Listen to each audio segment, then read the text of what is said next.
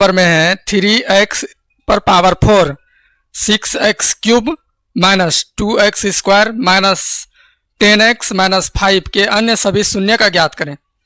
देखिए शून्य का ज्ञात करने के लिए आपको सबसे पहले अल्फा और बीटा का मान निकालना होगा। फिर कहता है कि यदि इसके दो शून्यक दिया है ना, देखिए दो शून्यक आपके पास है √5/3, ठीक है। फिर है आपके पास -√5/3, लेकिन शून्यक अल्फा और बीटा होगा तो आप समझ जाइए कि ये अल्फा का मान हो गया और ये हमारा बीटा का मान आ गया। अब जब अल्फा और बीटा का मान आ गया तो आप इस पर द्विघात बहुपद का फॉर्मूला लगा सकते हैं क्या? देखिए द्विघात बहुपद का फॉर्मूला होगा द्विघात बहुपद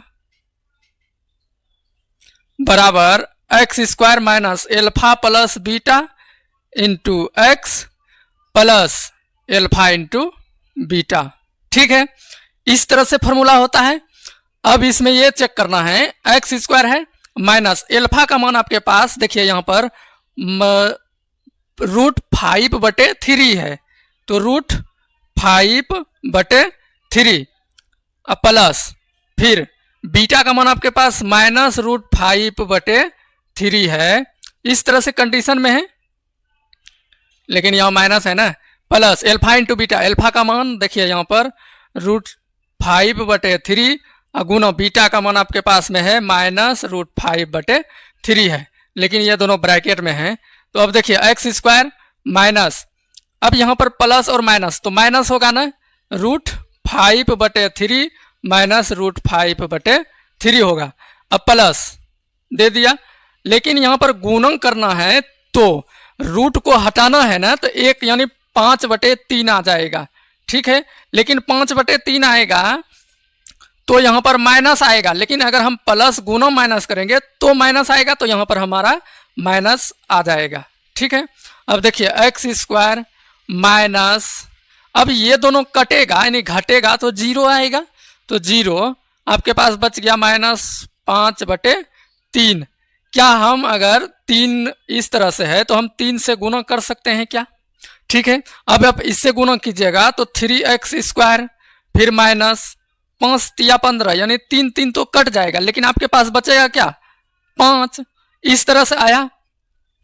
अब आप क्या कहता है कि अन्य सभी शून्य का ज्ञात करें, ठीक है। शून्य का ज्ञात करने के लिए आप इससे भाग इस 3x पर power 4 plus 6x cube minus 2x square minus 10x minus 5 में आप भाग दे दीजिएगा तो आपका वो शून्य का ज्ञात हो जाएगा। अब इसमें देखिए, अब आप 3x स्क्वायर माइनस 5 से भाग दीजिएगा 3x पर power 4 plus 6x cube minus 2x square minus 10x minus 5 है, ठीक है। अब आप कितना से गुणा करते हैं जो कि आपका 3x पर पावर 4 पूरा हो जाएगा, तो आप x स्क्वायर से गुणा कीजिएगा तो आपका हो जाएगा 3x पर पावर 4। अब देखिए इसमें से माइनस गुना प्लस तो माइनस 5 गुना x स्क्वायर तो 5x स्क्वायर होगा। तो क्या हम यहाँ पर -5x स्क्वायर लिख सकते हैं क्या? x स्क्वायर इसका सीधा में लिखेंगे, x स्क्वायर वाले का सीधा में प्लस है तो माइनस और माइनस है तो प्लस, ये खत्म हो जाएगा, कट जाएगा। तो आपके पास बच गया ये देखिए, पहले 6x क्यूब वाला लिखना है तो माइनस प्लस तो माइनस जैसे होगा माइनस, ये दोनों घटेगा, 5 में 2 गया तो 3, लेकिन बड़ा के आगे में प्लस है तो प्लस 3x स्क्वायर, ठीक है। अब आपके पास -10x माइनस 5 बचा, -10x माइनस 5 बच गया। अब कितना से गुना करेंगे? देखिए 2x से गुना कर दीजिए, प्लस 2x से गुना करते हैं तो क्या आ जाएगा 3 दूनी 6x क्यूब, इससे गुना उसमें करेंगे फिर 5 दूनी 10x, लेकिन माइनस 10x आएगा 10x। अब देखिए माइनस ये प्लस ये कट हो जाएगा, लेकिन x स्क्वायर वाला 3x स्क्वायर यहाँ पर रख दीजिएगा, ये भी खत्म हो जाएगा, लेकिन आपके पास बचा क्या -5। अब आप कितना से गुना करते हैं प्लस 1 से गुणा करने के बाद ये दोनों पुर जाएगा, तो प्लस 1 रख दीजिए, प्लस 1, तो आपके पास 3x² माइनस 5, अब देखिए माइनस ये प्लस, ये 0 हो गया। अब शून्य कहता है निकालने के लिए, तो आपके पास देखिए उसमें भागफल कितना आया, x² प्लस 2x प्लस 1 आया।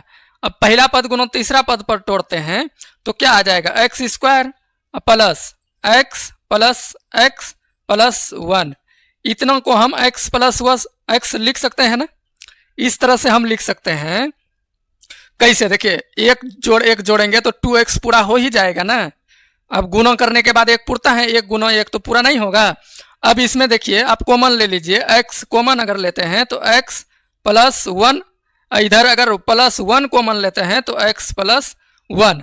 अब दोनों को अलग कीजिएगा तो x plus 1 into x plus 1, इस तरह से आएगा। अब इन दोनों को अलग अलग अगर हम करते हैं तो x प्लस 1 बराबर 0 और x प्लस 1 बराबर 0। अब आप x का मान निकालते हैं तो x बराबर -1 और इधर भी आएगा x बराबर -1। ये आपका शून्य यानी अल्फा का मान हो गया और ये बीटा का मान हो गया। तो ये भी आपका हो गया आंसर और ये भी आपका हो गया आंसर, क्योंकि कहा था कि शून्य का ज्ञात करें, तो आपका हो गया आंसर।